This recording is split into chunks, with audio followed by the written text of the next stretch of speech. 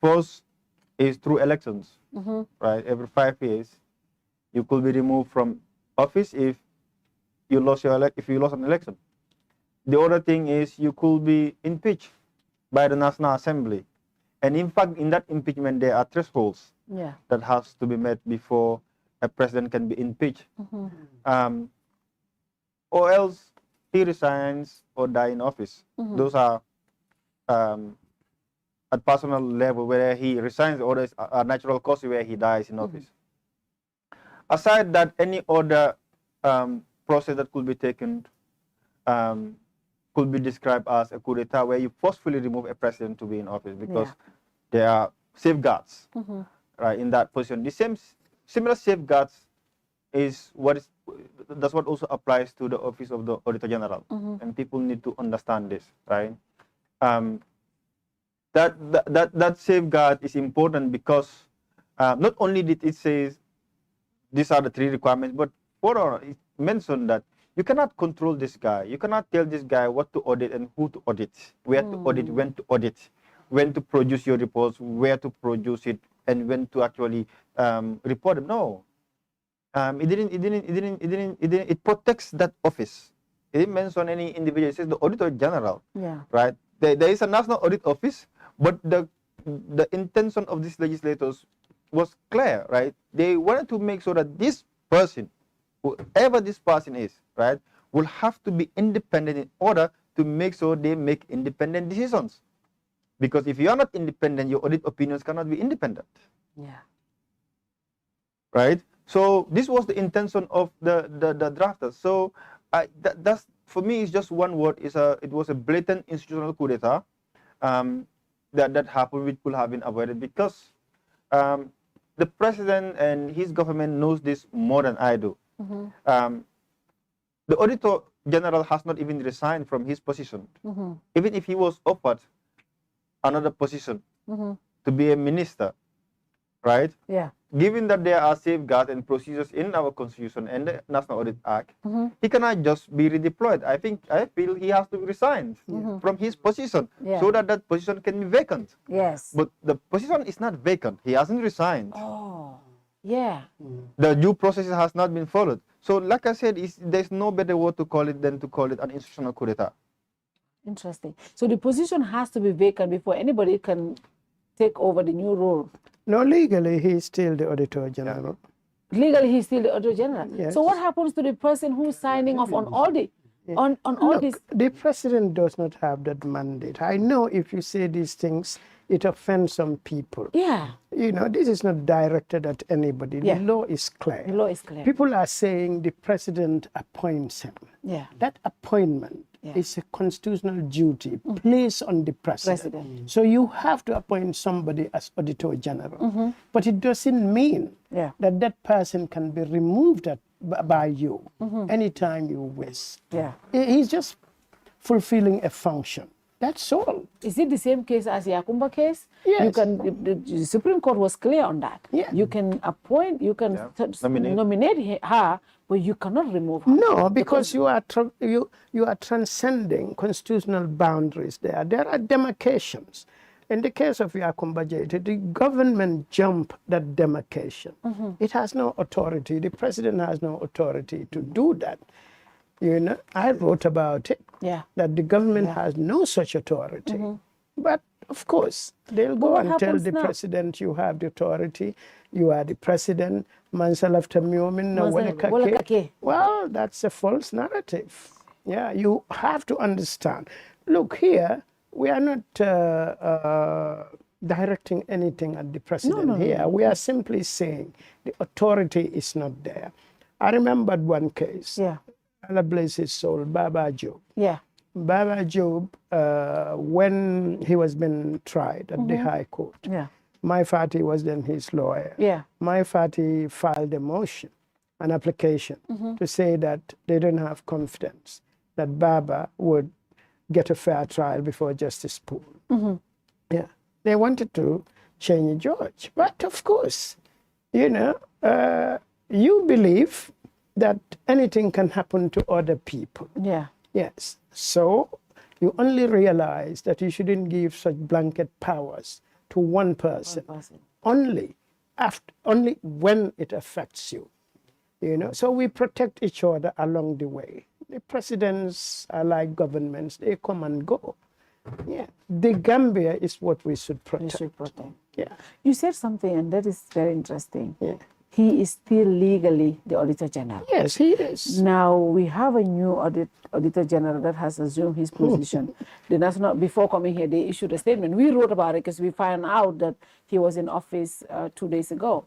And we wrote about it, I think, yesterday, 2 days ago or so. Today, they issued a statement that the new Auditor General has assumed office, has taken his role, and he has started work.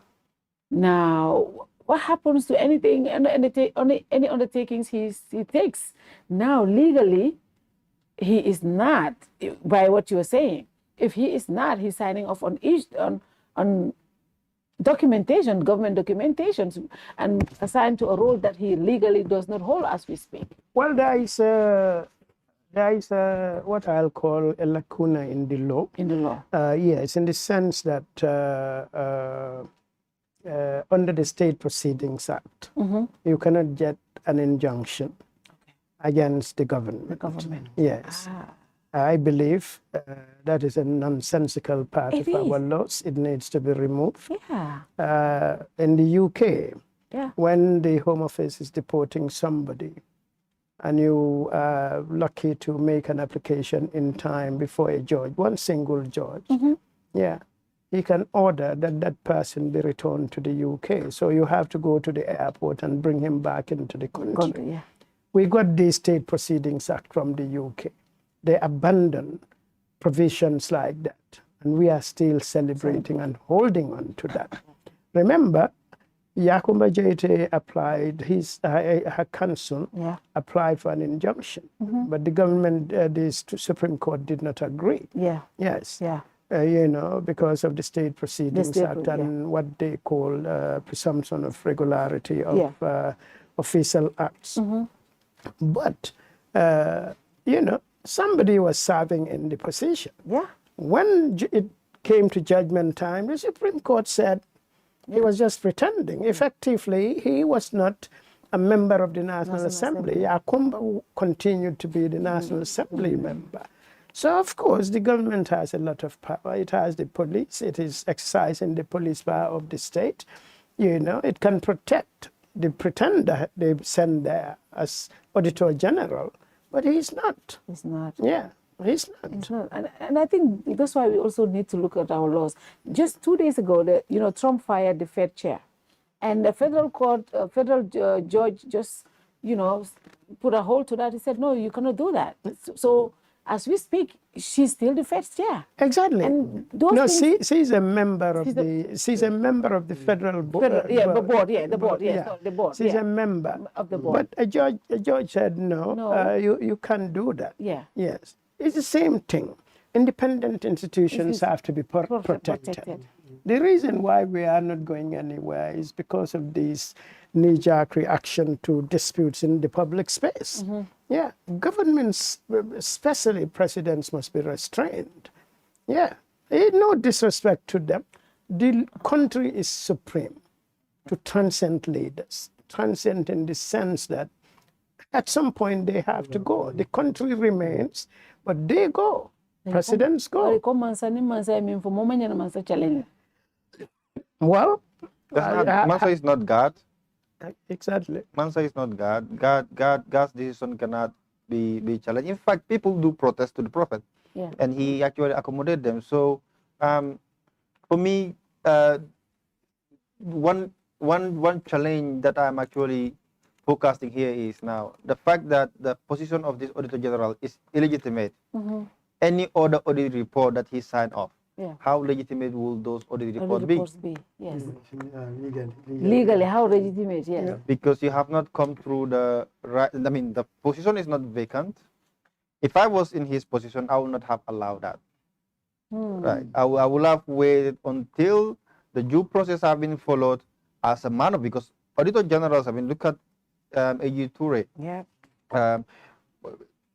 With all the craziness of Jammeh and the threats that he normally received when he was in office, right? He was doing a good job. Modou Ceesay also doing the same job. So if, and I said this, even if this Sow is a man of highest level of integrity, no matter the quality of work he produces, if the government wants to come to him, they will come to him and remove him the easiest way, just like they did to Modou Ceesay. Yeah. Because you allowed it. Yeah. But if I said no to this as a sensitive position that requires me to be independent, I cannot allow to be installed in this position.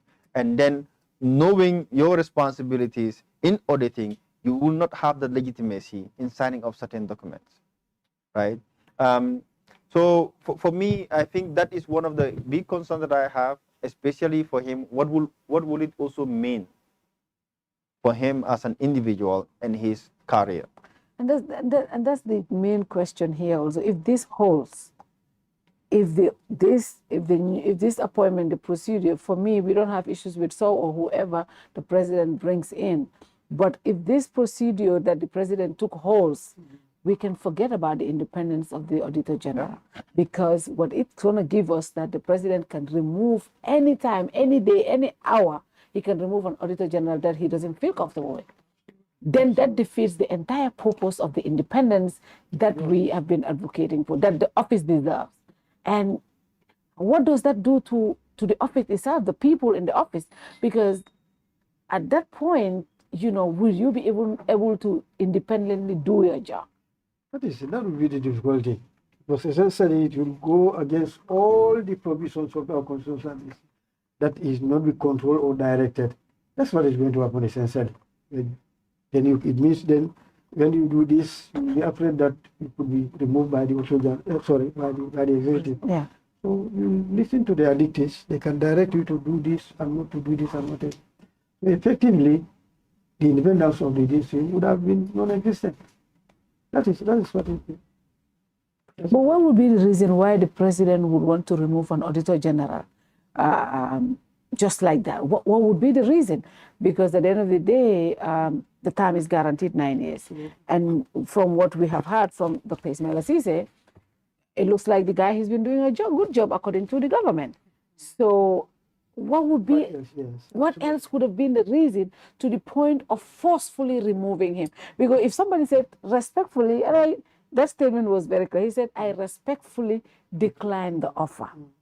Now, this, that person is telling you, I want to stay here. So if you believe he's been doing a good job, you would have left him there. But the fact that you removed him forcefully, didn't care what the world sees, didn't care, BBC, Al Jazeera, everyone was reporting this, but they didn't care about that. Why do you think they wanted him out so badly? We have to go back to the memory lane. Not long ago, we had the president saying an audit report is a mere opinion. Ah, okay, yeah. We also had his advisor saying the audit report that was conducted by the audit office, it was a special audit report for secure report at the airport. The response, instead of actually taking that recommendation and acting upon it, the advisor said it was a half-baked audit report. But however, the same audit that they were downplaying, the Office of the President actually put out a memo at the time to investigate the malpractice and corruption at the security report. So I think we have an administration that do not take audit reports seriously. The recommendations are cherry-picked, right? Some are investigated. Most of them are actually minor corruption offenses that they will take to court. But the ones that are actually involving ministers, or let's say national level public officials, those ones are not actually taken into consideration. Look at the National Assembly report on the Russia oil scandal, implicating high level public officials. They downplayed it, right? So how many more reports will they downplay? Except if it is a report that has to do with their opposition or someone else that they see as a threat, someone else that is insignificant. So I say because the party holds a very small position, in the public service, an audit report comes out, and they take that case to the court, and they will come out and they say we have prosecuted this case and make that a sample case. So for me, it's the lack of will in the Auditor General's report, right? For them, you know, the fact that you have an independent person doing an independent job, doing very well in discharging their legal mandate, that is a threat to their interests. Now, in governance or politics, you have a threat that is standing between you and your interests, you neutralize them. So that is what we are saying, because they knew they could not actually remove him. So to demote him, you have to make him a minister, right? And I mean, I'm very glad that he realized that and rejected that. And maybe council, you can help us. You understand these issues more than I do, right? In contract law, when you offer someone as an offer, don't they have the discretion to either accept or reject the offer? But what about verbal acceptance though? Because Dr. Ceesay said he accepted he even hugged the president. There are two sides. There are two sides. He accepted and even hugged the president. The Auditor General said he did not accept the offer verbally or in writing. Right? And the office of the president, for me, that is insignificant. For me, the most important thing here is there is no resignation and there is no acceptance, because he made it clear that I did not accept this. But even if he had accepted that, he has to resign for the position to be vacant. None of this has been checked. Absolutely. Well, with all due respect to him.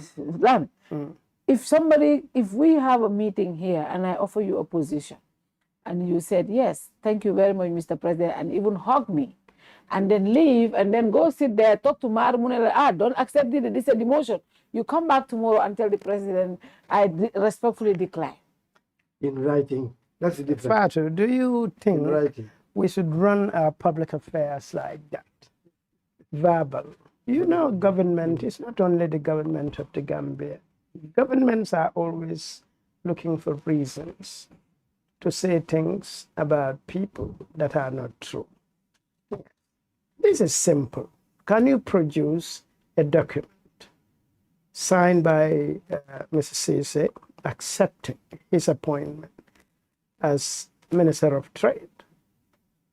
Can you produce that? You know what somebody told me? Let me interject here. Somebody said to me, if the president swore to an affidavit that this guy accepted his offer, there's no court of law, there's no judge in the high court who will reject that the president is lying. They will not accept that if he swore to an affidavit that this guy accepted, even though he did not accept in writing, he did not reject in writing, but he accepted verbally, and then the president can swear to an affidavit, the courts will accept that. That is acceptable in court. Yeah, but do we want our president to do that? Do you think the president will do that? There is a possibility a judge will say, no, it's hearsay. We are not accepting this. The judge is not saying the president is lying. But he's simply saying, no, we don't have any confidence in these assertions. Yeah. So those are just talking points. Yeah. And again, the action is done even before that happens. Yeah. You have appointed him without first engaging him. It was like he said, he needs to resign first so he can be appointed to the position. Yeah. Oh, yes. He's already a sitting Auditor General. Yeah. You say, I appoint you as minister. That cannot be done. He needs to resign first. The basis itself is wrong. Oh. Yeah. Do they have a resignation letter? No. Do they have an acceptance letter? What do they have? The government megaphone. You go and say, Fatou is this, Fatou is that. I've seen, partisans saying all kinds of things. Yeah. But those are really immaterial. Yeah. The key question is whether the president has the mandate to remove an Auditor General. That's the only question here. Yes. Yeah. He accepted it. He hugged the president. He said yes. went to Marr and Marr changed his mind. You know, they're not important. We don't run the country like that. Gambians don't like procedure. Yeah. Most of us are partisan. You don't look at your own interest. You look at just these transient leaderships and you enslave yourself to them. You know, this is a wrong process. So let them bring the documentation. Yeah. How do you offer a minister a position like that? Do you write to them? Maybe you don't. You just tell the minister, you know. So where is the evidence? There is nothing. Nothing. We're not going to listen to what Dr. Ceesay has to say. He can say it. He's a minister of information. But of course, what do you expect? You expect him to contradict the president? But we are not fools. You have the megaphone. You can allege that somebody did this and this and this. But when we stand for the truth, we are not protecting the Auditor General. We are protecting the integrity of our public processes. Yeah. Yes. And I will feel like the press statement was premature because unlike redeployment of ministers, where they will not need to, you know, resign or what have you, they accept and you redeploy them. But for the case of the Auditor General, if you already understand the process and these are the safeguards, if the person accepts, if I was the president and I appoint counsel and he accepts to be the minister, I will tell him, well, because of the law says that you have to resign. Yeah. So once I get your resignation letter, then I can announce that, yes, that I have appointed, of course, the announcement of resignation. Yeah. Modou Ceesay has resigned as Auditor General. You know, that has been checked. Yeah. Because the position has to be vacant. So that is checked. We leave it to that. And then I appoint Modou Ceesay as the Minister of Trade. Due process is followed. Yeah. But the statement was premature. Whoever was doing it out of rush. It also has made a lot of people to believe that this is a plot. Because government have legal advisors and they know these issues. Yeah. So many people, I'm not saying that's what I'm thinking, but I've seen some people writing to say that this is a plot, right? They appoint him as a minister and then they can come out if he reject and say, oh, he accepted it before and he disrespected the president as a result, he's going to be removed and then we're going to put someone else there.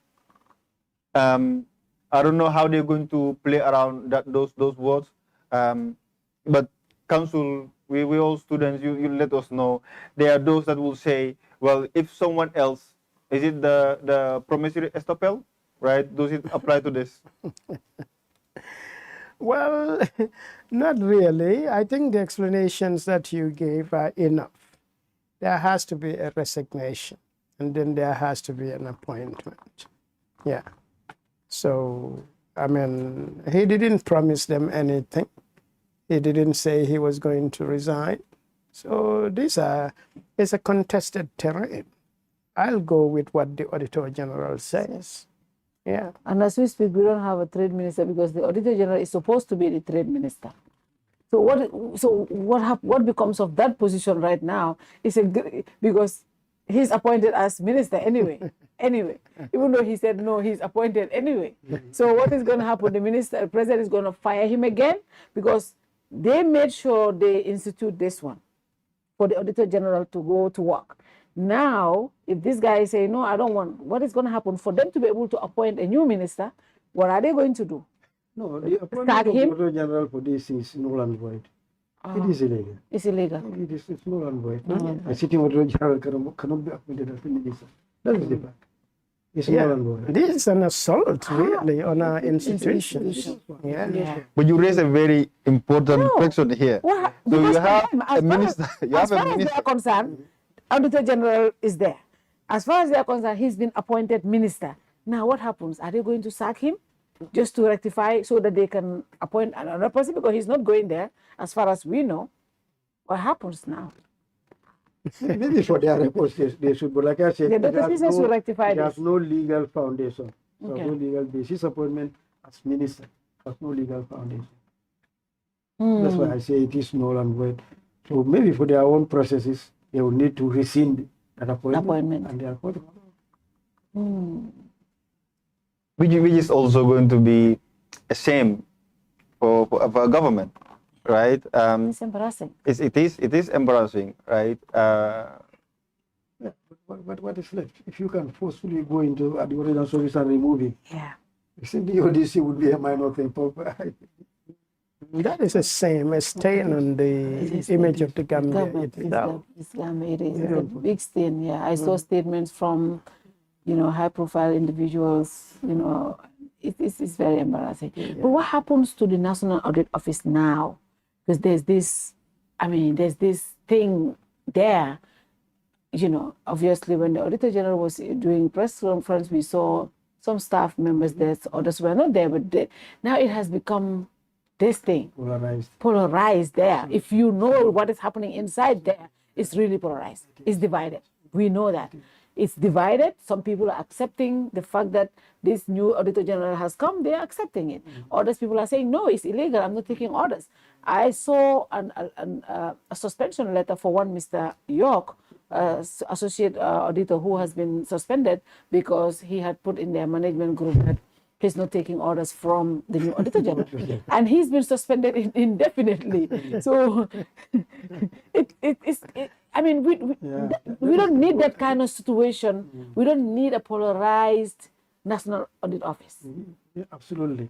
But I think there'll be better advice for them to continue their work. Like we said, we are looking at the institution. Whatever happens, they must continue doing their job. Absolutely. The office should continue functioning. Take the police out of this is beyond them. The staff, this is beyond them. And let the executive and also deal with it in their own way. It will not be proper for them to, because that will be against their own conditions of service. To make protests within the office. That would not be right. I think they'll be well advised to do their job. Work, because it's not only the regional that has come. They have their senior staff and they all have their session. I think they should be listening to their staff and continue the work. Work must continue. I think that will be the best advice to them. Give to them. They should not be part of this, how they call it. Well, they can be part of the conversation, but they should not be part of the conflict. Conflict is happening. The conversation, I think rightfully they can be, but they... Yeah, because of course, like the legitimacy of the current Auditor General is highly questioned. It's highly questioned, yeah. Without this one leaving, this cannot be established. So, but that's not something that they should go into. They should continue doing that. Affect them too. If they begin to say, to organize, particularly to protest. That's not the right thing to do. That's not the right part. But the question a lot of us ask is this: is it possible for the Auditor General single-handedly to control things at the National Audit Office? Because the reason why people are worried about all of this is government want controls. They want controls. That's the only explanation. What is the other explanation?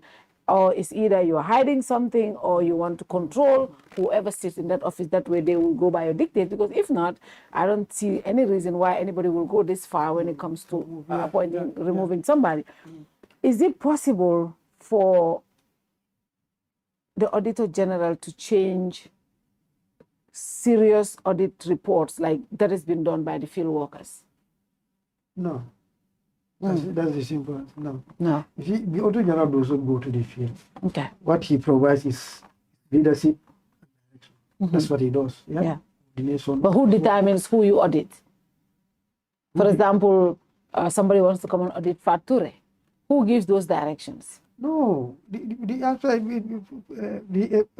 what the National Audit Office audit is already in the books. Okay. It has said all government institutions. Yeah. All. Yeah. All. I used to say everything under the sun.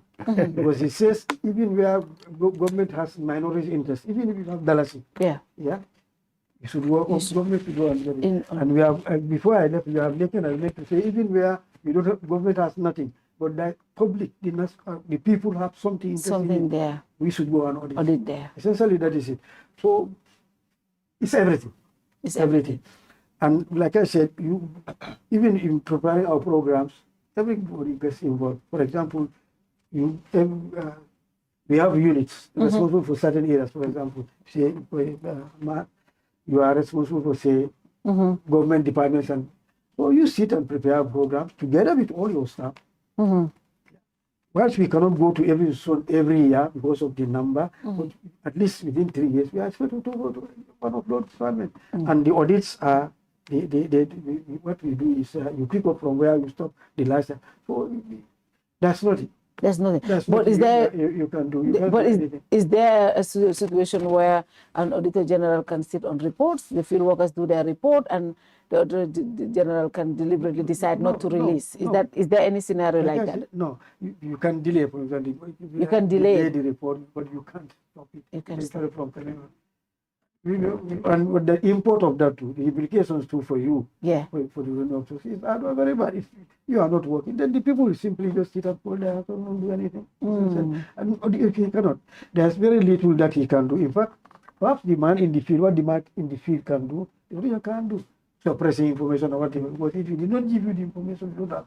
But once he's right his information, that is it. Sealed. Verified, confirmed, it is sealed. The auditor can do very little to change that one. Yeah. And if you want to doctor it, the respect that you lose alone, you would want that. You would not want that. In the eyes of your colleagues. No, they don't want that. They don't want that. Are you confident with all of these things happening, we will still be able to get credible and impartial reports coming from that office? Any stability. Look, you have staff there who have been there for more than a decade. Seasoned auditors. If they are left to do their work, we continue to have from that good reports. But the good reports is only a means to an end. If the executive did not act on them, the good report is nothing. It is as good as what the executive decide to. But we have seasoned staff there. I think government need to resolve this matter as quickly as possible. So that the office is stabilized and they continue their job. And thinking about stability, obviously when the Auditor General was removed, the GALA, our new life saviors, they went to the National Audit Office to hold a press conference. They were not protesting. They called the media for a press conference, and before they could even assemble, the police came. And it was people were arrested, and some were detained. And yesterday you represented them. When you look at, you are a human rights advocate, a lawyer, and all this. And I tell people, I don't know how you do this all these days. You are in court every single hour with all of these cases happening. What do you make of that? Is it wrong to hold a press conference at the National Audit Office in front of it? No, not at all. Not at all. This idea of permits and things like that, it's just a way to ensure that people do not have the opportunity to express themselves. While this thing was happening, Donald Trump left the White House to go and have a meal just outside the White House. There are restaurants there. He was being booed. Yes. Did they take a permit from from the DC police? No. No. No. This immaturity is killing our country. It's killing our democracy. Yes, really, it is, and it is immature. The protesters, have you recovered any weapons from anybody? No. They didn't go there with anything that could be used as a weapon. What are you afraid of? Let them shout. Let them do whatever they want to do, as long as life and property is not threatened. Eventually, everything dies down. They're retired, so they'll go back home. All that. Just and so property is protected. Yeah. You know, conversation, even of the, unpleasant type, is part of the lifeblood of democracy. Yeah. We must not see people who are protesting against government conduct as enemies. Yeah. Today, some of the biggest friends of the president were not there when we were fighting for him to come to power. That's true. Yes. That's true. So how can any advisor of the president look at me and said, you are the president's enemy? I've been at the forefront for more than 20 years. Yeah. You know. So, but they know they are living a fantasy, really. Yeah. Interesting. And that's how everybody is labeled. If you make any statement or even criticize the work the president is doing or the government, they tell you, you president I think that saddens me. You know, all of us that sit here, the reason why we sit here to make this, say these things to the president is for we want a better Gambia. Absolutely. And that is why people fought for us to have change. But it looks like today when you go out to protest is a way of expressing yourself. To tell government, I'm not happy with this. This is my position. And, you know, records have showed anytime people go out and the police, you know, give them permit or even come out and support them, nothing happens. It is only gets violent when they said, don't go out. If I'm the IGP, anytime you call for police, I'm going to let you go. Yeah. Because when you go out with police protection, nothing happens. That only shows that government protectors are very, very disciplined. But you see what happened. You saw what happened with GALA. And the boys were again detained. And I tell President Barrow, to a population that is very mialga hanita kasola. You gotta be careful of those people. At this day and age, these boys are not scared to go to mile 2. Because even and that is what they're doing to our young people. They're making them to be very open and don't care about going to detention. Because we've been there before, so what? It's the same situation. You don't want that kind of population. Most of the time, insecurity in our countries are the primary cause of insecurity is always malgovernance, right? You look at the Sahel region, right? It was just corruption, silencing people. Yeah. All of the one ko push buses si maralem. Yeah. They fipu. So I think people are at that stage where they just they don't care about the action that the police is going to take. Even mile 2, you took these young people to mile 2. They spend some days in there, and they know how crazy and how unhealthy that place is. Yeah. But they're still coming out. Yeah. Right. So the worst mistake a government can do is to silence its population. Yeah. Yeah. That is the worst mistake a government can do. But if you allow people, we are all human beings. If you are angry and you allow the person, obviously, to put out that anger, obviously with responsibilities as well as a citizen. If you flush out that anger responsibly, then we move on. Yeah. Look at what is happening also in Jabang, right? Tires been burned, right? Today. Yeah. Today, tires been burned in Jabang. People are tired. Because you wanted to go out, police is going to come after you. So this is what they're going to resort to. Because naturally, Domi Adamo, so they mer. That mer. And especially someone else whom you have violated their rights. Yeah. They're angry. Right? They wanted you to hear them. Right? And most of these people are those that voted for you in office. Yeah. They want you to hear their frustration, and you said, no, it's not going to happen. And they sit here, see all of this corruption happening, and you just fold your hands. Yeah. They're actually going to revolt. Yeah. This is what is causing insurrection in most part of this world. Yeah. We saw NSAS in Nigeria. We saw what happened, the Galamsey in Ghana. We saw what happened in Senegal. Yeah. And that actually brought down the Macky Sall government. Yes. And this is actually what is going to bring down the Barrow's administration. They have started in the wrong footing. They, I said it yesterday, gis nga garambu bu weex su ko fóotee si petit nga lenkali ko si petit dum yaga day ñuul dina ñuul de. And that's exactly what is happening. Fu mu nekk nii it's too late. It's too late.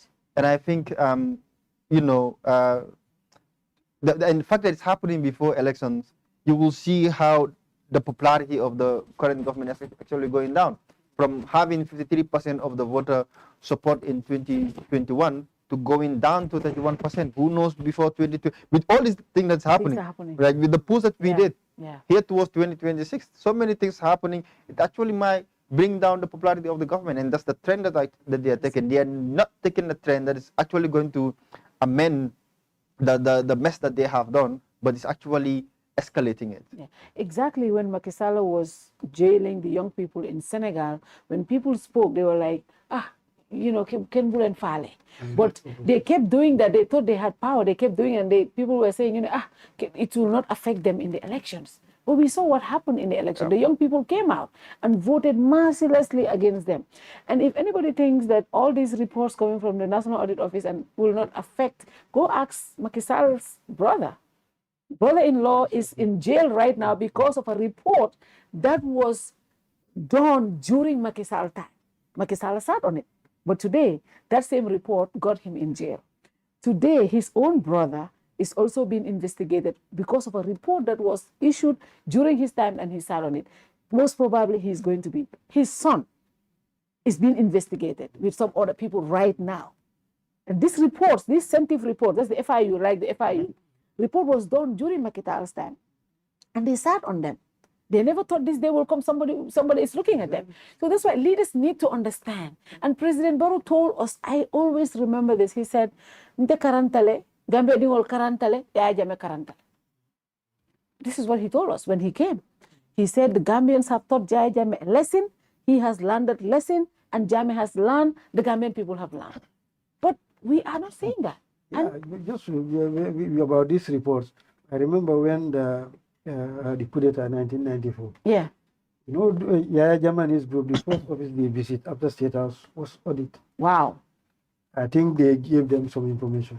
When they came, the Auditor General has traveled at the time, wasn't there? The deputies were not there. The most senior officer was one Mr. Davis, but he sat. So I was the one who actually did it.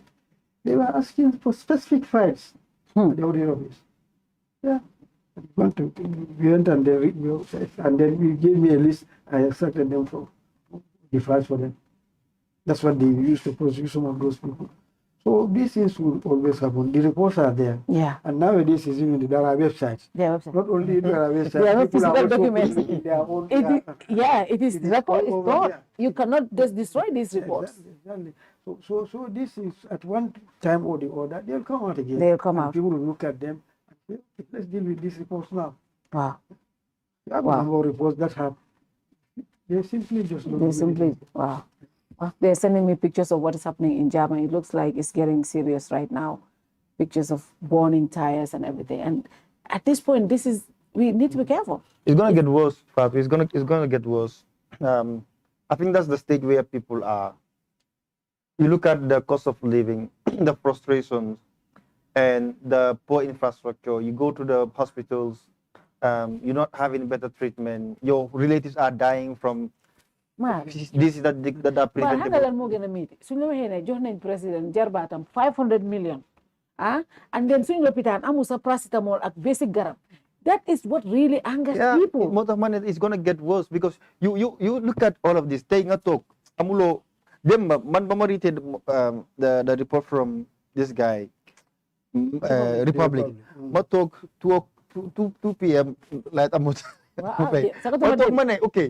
400 million bobu soko jelon nga dugo ko sun board bi fini. You will have actually solved this persistent problem that we've been going through for a very long time. So people are not stupid. You do all of this analysis, you think about these issues, then nga tok nga ne hana ñi ñoñu gën. xanaa ñii seen famille ñoo ñu gën te ñi nga xamante ne from nowhere yaa leen jël nga sànni leen karta ñu toog si biir nguur and separation is not decreasing, it's increasing. So if you don't have at least even if separation is increasing, corruption is reducing, people will understand at least this is something that we have to deal with. But is this the reason why everybody wants to go into politics? Maybe we should go. Because, I need to bring the question, final question. Is this the reason why we're going to politics now? Because according to the report, the turnover of the business that this guy was managing was about a little over $1 million, right? Today, he's managing a business, it's 7 years down the line. He's managing a business worth over 1 billion, let's say. He's giving a credit facility close to almost 500 million. And the only reason why he has access to that is because his uncle is the president of the republic. That is the fact. Now, I want an uncle that is president so I can also have those access. And that's what everybody else wants. It looks like the politics is now the easiest way to be a millionaire. Maybe we should all hang the boots and just go into this. Lamin J, honestly, at this point, I'm considering, running for office. Start with the National Assembly first. Go to the Combo North. At this point, we must all go to politics. It looks like that's where the money is. Yeah, I think that's why the crime rates are going up. Yeah, insecurity is going up. Yeah. Now these people, these small boys, I don't think they don't how do you call it? They don't nothing is small for them. Yep. They can not only your mobile, even if you leave your cooking post outside, they pick it up and go and sell it. Yeah. The last time my dustbin, I think the boys forgot to put it inside. Yep. In the morning, it wasn't there. It was here. So that is the level of separation, because at least that dustbin, if they sell it, they will have $500. One of dustbin, I remember, Sacha, the Faduga Smakir, had been the only thing they Sacha threw out. Dustbin you mag $1,000. Bobu la jël moy yu ñe pan yu def ndox ni soy def consumption bobu la sani. So when you sachet rek jigéen ni gis ko gaay ñu ne seen ban bi yobu nañ ko ci next year. Can you imagine? And I was telling people, this is what this person was stealing. That's how bad it has become. Ni ma stebe mindi de dimbaya jube. What are you going to do? And how do you reduce that crime rate as a state? That should be your concern, because you know what, as a state, you are going to not only find it difficult to address insecurity, but then you as a government and your infrastructural development that you've invested billions of dollars into could actually be compromised because of that insecurity. People, and we've seen it in countries, they burn stores, burn buildings, burn government properties, burn private properties, all because they just wanted to be hard and you suppress them. Yeah. So you will come back and reinvest billions of dollars that could have been used to stabilize the economy, create jobs. And, it's the protest, but we cannot forget about these issues. All of these sufferings, young people, including women and pregnant women, going to this back way, there are two ways. They know it's life or death. They will either survive or they will die. They have those two options, and they choose to go this way. Yeah. The desperation is too high that, look, I rather die than to continue suffering in this. I wouldn't advise that. It's a bad decision. It is a very bad decision. But the state has a huge responsibility, and I don't feel like they've been stepping up to that responsibility. You have not answered my question. Is this the right thing to do, to go to politics, to work and just make money and have a rich uncle? I want my uncle Jibril to become president. I'm sure. We don't want to be like Nigeria.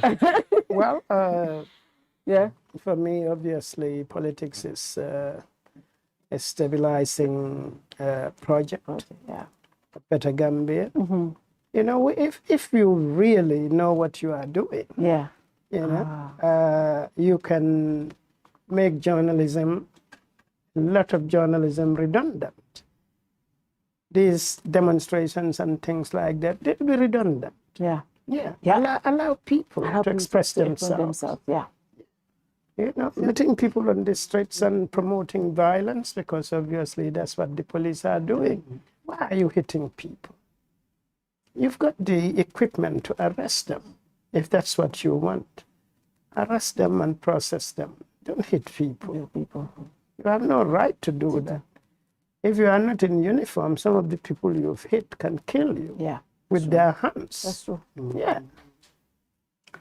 So the police need to discipline their staff and stop them from hitting people. Yeah. Unless your life is threatened. Otherwise, it's not necessary. And the new thing is the police they don't discriminate against who. My reporters were telling me, the police were telling journalists, like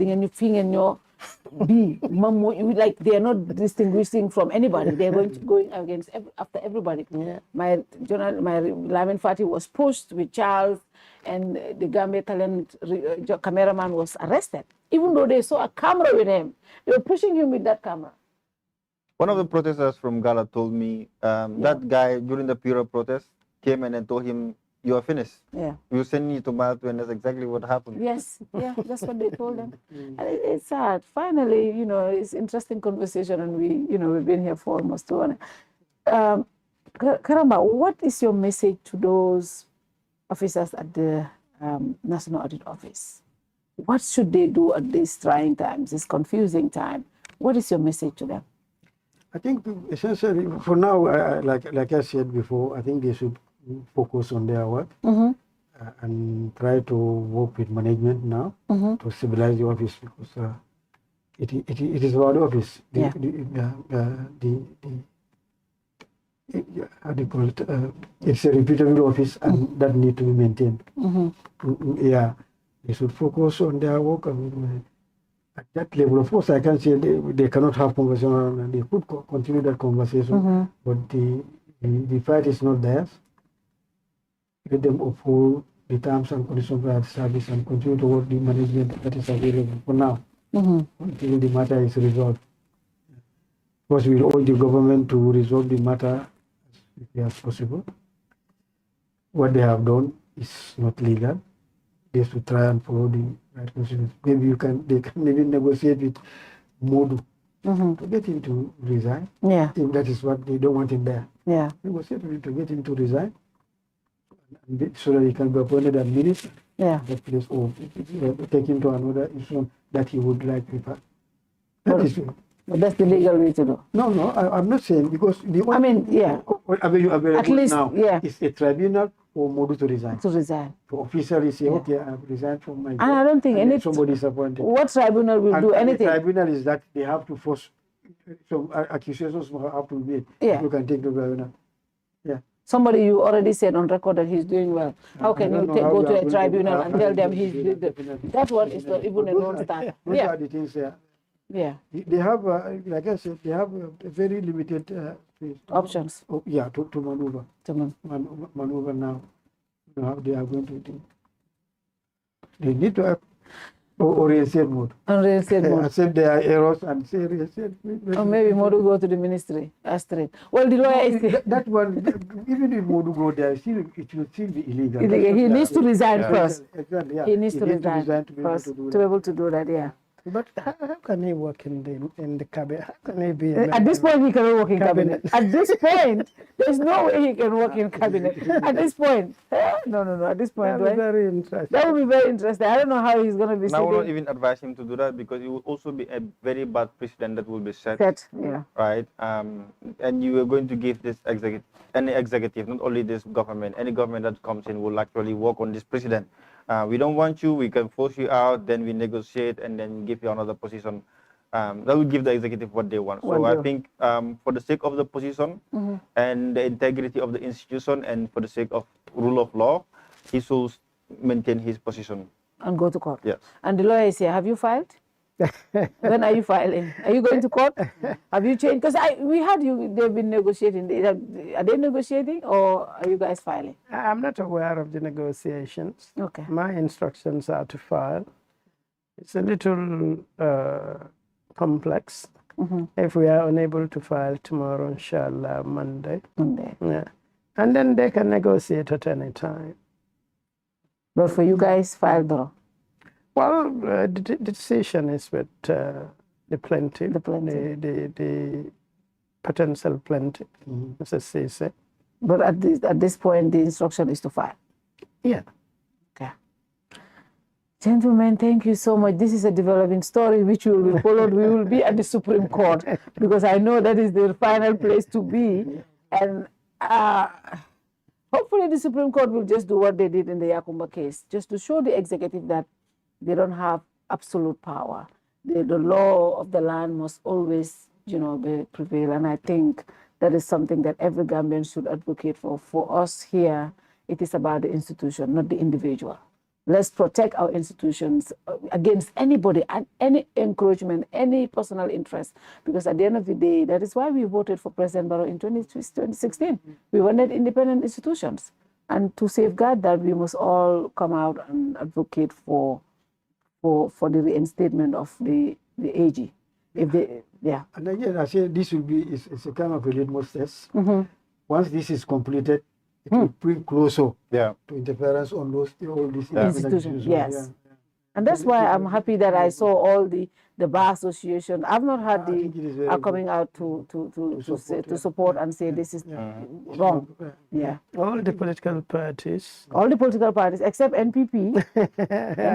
and it's affiliated. Not only NPP. What's that other? GAP. The name is Gambia Action Party? No. No, I forgot this gentleman's name. He used to be. He said that, the auditor cannot belong to the office. I read it. What is his name again? Bachili. Bachili. Gap said that? Yeah, Bachili. I saw that of Gap. He did not understand. When I read, I know this man does not understand. My grandson doesn't understand the law. He doesn't understand. He doesn't understand the issue. Yeah, he does not understand the issue. He doesn't understand the law. He was saying that, the president had the right to, that the man cannot belong to the office. The man is not clinging to any office. Yeah. Yeah, and he wants to be president. Yeah, and he wants to be president. If you don't know that the president has no authority. Exactly. What happens if we make somebody like that the president? He's going to do exactly that. That is why when people speak, we are going to look at what you're saying. Because if somebody who wants to be president is telling us the president can do something like this, what will he do if he becomes president? And you promise us to give you the country so you can fix it in 90 days. 90 days. So how can you achieve that? Gambia is interesting. Well, hopefully, the president's legal advisors, the other day I asked, where is the Attorney General?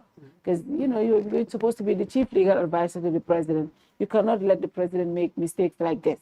And that's why it's difficult for them to go by, because they have made great mistakes. And sometimes they get these things are wrong. This is not right. But sometimes they do things and they don't want to go back. And no, simply because they have power. That's all. Simply abuse of power. They think they can do this. Hopefully the Supreme Court will establish who is the absolute power, which is the Constitution of the Gambia. And that will bring also interference in our institutions. Institutions. Definitely. Thank you very much, gentlemen. And somebody was telling me, Fatou Touray, if the president's nephew is the most educated and most qualified, what is wrong in giving him that money? I'm telling you, there's something that is called conflict of interest. Most educated and qualified. There's something that is called, that is something that is called conflict of interest. That is why the president cannot give those kind of contracts to his immediate family. It is called conflict of interest. That is why, even though his nephew might be the rich, the most intelligent, and the most smart, but he's the nephew of the president, so he should not benefit from those things. And in the corruption school of thought, we call that nepotism as well. That is nepotism and favorism and corruption. And that's it. That's my answer. Until we come back next week, good night to you all, and thank you very much, gentlemen. Good night to you all. See you again. Thank you.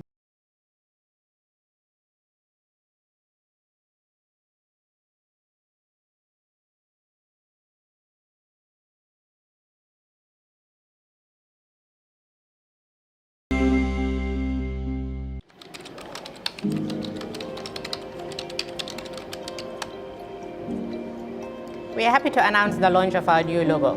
We have evolved since our incorporation in 1997, and it is time to refresh our new look to reflect who we are today. Before I reveal our new look, however, walk with me while I take you through our journey of the last 25 years. Trust Bank was incorporated on July 3rd, 1997 and began operations on October 1st, 1997. Following the collapse of the parent company of its predecessor, Meridian, the CBG stepped in, and recapitalized the bank and held the shares in trust, thus the name Trust Bank. In 1999, the first investors who responded to the IPO and paid $1.50 per share received their maiden dividend of 50 bututs per share. In 2000, the bank fully paid back its investment by declaring another dividend of $1.20 bututs per share, making it a cumulative dividend per share of $1.70, which was 20 bututs above the purchase price. Between 2002 to date, share capital has increased from $27 million to $200 million, indicating that the bank has grown organically by plowing back profits to increase capital while at the same time paying dividends to shareholders. The bank was listed on the Ghana Stock Exchange in November 2002, being the first ever cross-border listing in the sub-region. Now let's talk about awards. The bank was awarded the insignia of the National Order of the Republic of the Gambia, ORG, in the year 2010 by His Excellency the President of the Republic of the Gambia. During the past years, the bank has received so many national and international awards. Banker Magazine, 6 times. Global Finance, 6 times. Gambia Chamber of Commerce and Industry, 5 times. We began operations with 3 branches.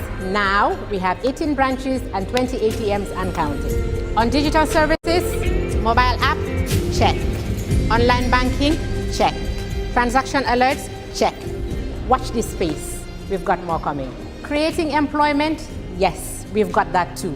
400 and counting. And we take great care of our people too. Medical insurance, life insurance, private and state pensions, annual pilgrimages for both Muslims and Christians, training, yes, we do them all. One team, one family, one goal.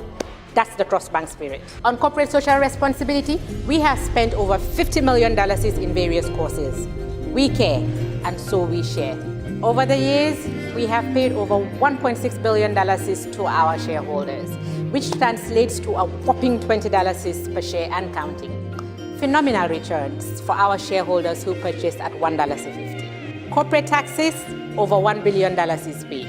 Our journey started with a vision to create the kind of company that delivers quality services and innovative products with an inspired team dedicated to serving our customers, our environment, and our communities at large in the most caring manner. We remain fully committed to delivering excellent services to each of our stakeholders, customers, employees, shareholders, and partners. So, we remain true to who we have always been. As we